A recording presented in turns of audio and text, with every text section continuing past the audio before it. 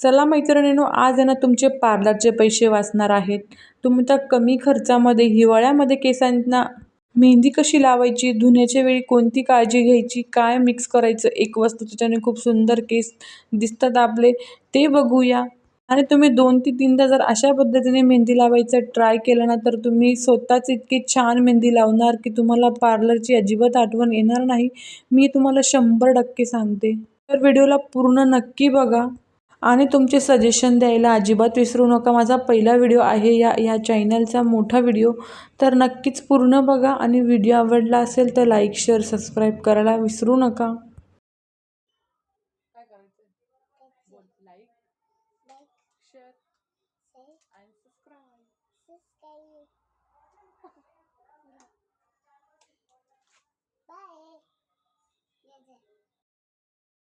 नमस्कार मंडळी, welcome to my channel. My first video आहे हा माझ्या या चॅनलचा. आता आपल्याला चांगलं दिसण्यासाठी किंवा आपल्याला शरीर चांगलं राहण्यासाठी आपल्याला भाजीपोळी लागते का नाही, त्याचबरोबर केसांचा सुद्धा आहे बरं. त्यांना भरपूर प्रमाणात प्रोटीन किंवा भाजीपोळी हवी असते. आणि हिवाळा म्हटलं की आपण केस धुवायला घाबरतो, कंटाळा करतो, मेहंदी लावायला सुद्धा कंटाळा करतो. मेहंदी असं नाहीच की पांढऱ्या केसांसाठीच लावायची असते. केसांना थोडंफार भाजीपोळी भेटण्यासाठी सुद्धा मेहंदी लावणं चांगलं असतं. त्यासाठी मी ना आधी शेणाच मेहंदी लावणार आहे. तुम्ही कोणत्याही ब्रँडची इथं घेऊ शकतात. आता तुमच्या किचनमध्ये जर एखादी लोखंडी कढाई किंवा डिश असेल तर तुम्ही ती घ्या, नसेल तर आपली साधी प्लेट घेतली तरी चालणार आहे. आता त्यामध्ये आहेत ना, मी ते ग्लासभर पाणी ओतून घेतलेलं आहे. लोखंडी कढाईमुळे ना खूप सारा फायदा होतो मेहंदी भिजवल्यामुळे ना, कारण ती लोखंडाची असते त्याच्यामध्ये आपोआपच एक कलर उतरतो मेहंदी भिजवल्यानंतर. तुम्हाला माझ्या पुढे व्हिडिओमध्ये दिसेलच. आता ग्लासभर पाण्यामध्ये ना 2 ते 3 मी लवंग टाकून घेतलेले आहेत.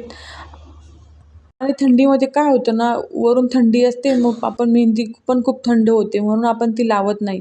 तर तुम्ही मेहंदीच्या या पाण्यामध्ये 2 चमचे मेथीचे दाणे टाकले, म्हणजे 2 चमचे भर मेथीचे दाणे टाकले, तर तुमची मेहंदी एकदम गरमीसारखी होऊन जाईल. अजिबात तुम्हाला मेहंदी थंडीशी वाटणार नाही आणि तुम्हाला पाहिजे तेव्हा तुम्ही मेहंदी थंडीमध्ये सुद्धा लावू शकतात मग.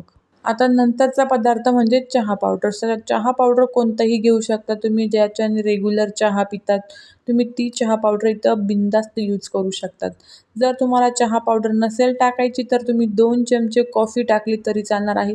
कॉफीमुळे सुद्धा खूप सारे फायदे येतात. खूप छान कलरसुद्धा येतो. तुम्ही चहा पावडर किंवा कॉफीपैकी 2 वस्तू टाकायच्या आहेत. आता मी या पाण्याला ना गॅसवर ठेवून घेतलेलं आहे. या पाण्याला उकळी आली का एकदम छान पदार्थ म्हणजे कढीपत्ता. कढीपत्ता नक्कीच टाका. कढीपत्त्यामुळे खूप सारे आयुर्वेदिक फायदे आहेत आपल्या केसांसाठी, आपल्या मधल्या शरीरासाठी सुद्धा खूप फायदे. तुम्ही कढीपत्त्याची चटणीसुद्धा करून खाऊ शकता, स्टोअर करून ठेवू शकता. भाजीतला कढीपत्ता काढायचा नाही, खाऊ शकता तुम्ही. म्हणजे केससुद्धा आपले सुंदर, चमकदार आणि एकदम छान होतात.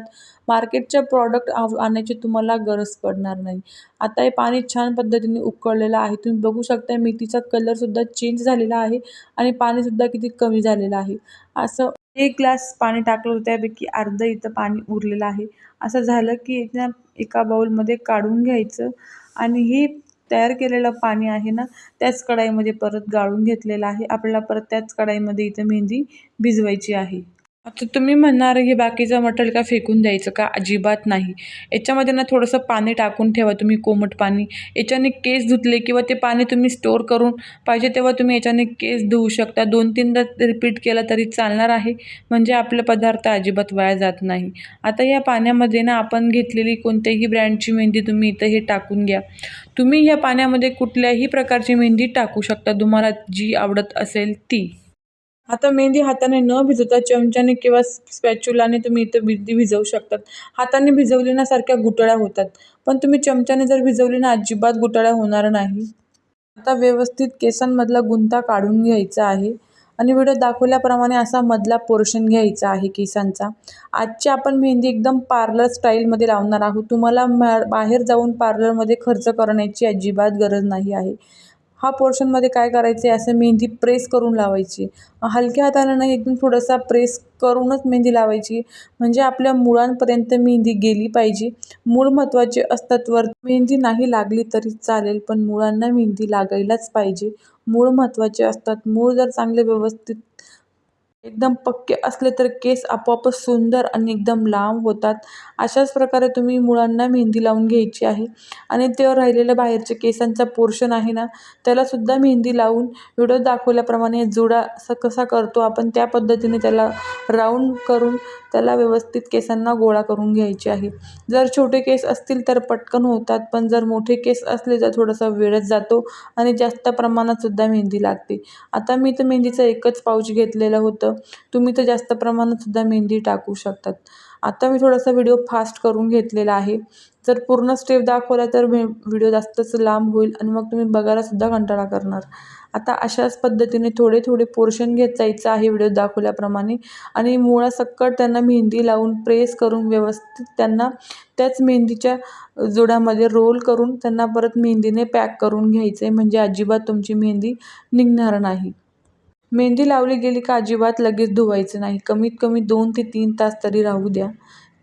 जेवढी जास्त वेळ मेहंदी राहील ना, तेवढाच आपला रिझल्ट एकदम छान भेटतो. अजिबात घाई करायची नाही. गरम पाण्याने मेहंदी धुवायची नाही. जर तुम्ही थंडीमध्ये मेहंदी लावली तर थोडंसं हलकं कोमट घ्या. पण अजिबात जास्ती गरम पाणी घेऊ नका. गरम पाण्यामुळे आपल्या मेहंदी लावण्याचा काहीच फायदा होत नाही. कोमट पाण्याने तुम्ही शक्यतो मेहंदी धुवू शकता. तुम्ही बघू शकता आता अशाच प्रकारे तुम्ही ही सर्व मेहंदी इथं लावून घ्यायची आहे. झालेत ना मग पार्लरचे 100-200 किती वाचलेत की नाही मग घरी मग. आणि थोडी मेहंदी परत हातामध्ये घ्यायची, अशी हाताने प्रेस करून सर्व भागाला लावून घ्यायचे आहे. राहिलेले सर्व केस पॅक करून घ्यायचे. मेहंदी लावली म्हणजे थोडेसे कपडे आणि हात तर भरतात. कुछ पाने के लिए कुछ खोना पडता थोडे पैसे वाचले ना मग. आता काय करायचं, थोडंफार असं धुणं भांडी घासून घ्यायची जास्त घरातली, म्हणजे हाताची मेहंदी पूर्णच निघून जाते.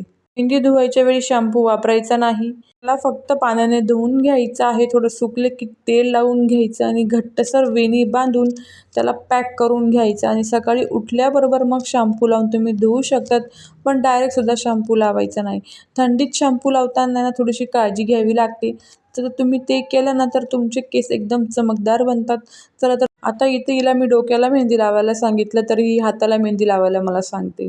आजकालचे मुलं इतके पुढे गेले आहेत ना, त्यांना न सांगता सर्वच कळतं बघा बरं. आता मी या मेहंदीला 2 ते 3 तास ठेवलं होतं.